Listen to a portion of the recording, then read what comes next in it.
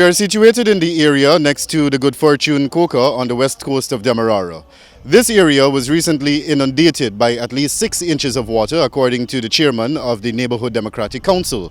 Not only that, there were several residents who were also affected by severe flooding, some of them having to rely on government support, those being hampers, food hampers, cleaning supplies, and the list continues for them to be able to maneuver through the flood waters.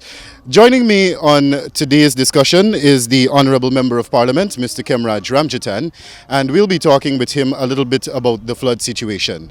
Good day to you, sir. Good day, Wendell. This is a disaster. This is a debacle, quite frankly.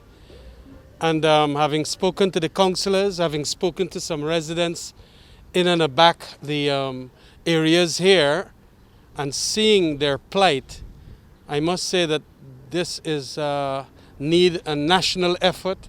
This need a central government effort with lots of resources. And it also needs, from what I am hearing, also the complaints of people on the road as against the housing scheme.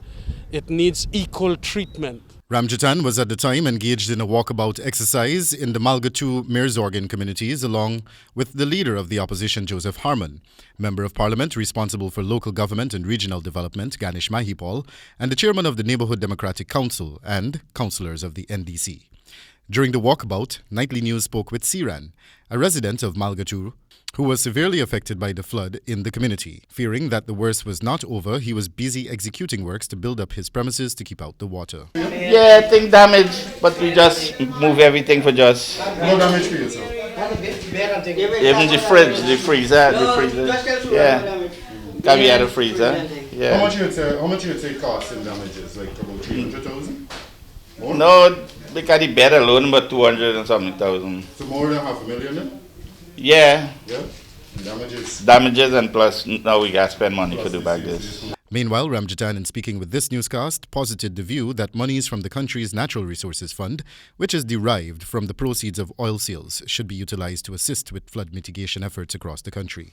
We have $359 million US dollars inside of the Natural Resources Fund, and that money, because this is an emergency, that money should come out to ensure that all these infrastructural works are done. We have a 21-man committee that will arrange how that money will be spent in the emergency. So it's now we politicians. Several acres of mangroves were also recently eradicated along the Malgatu Versailles foreshore to facilitate a shore-based operation by a private developer from the region. Informed that some 53 persons are housed in shelters across the country.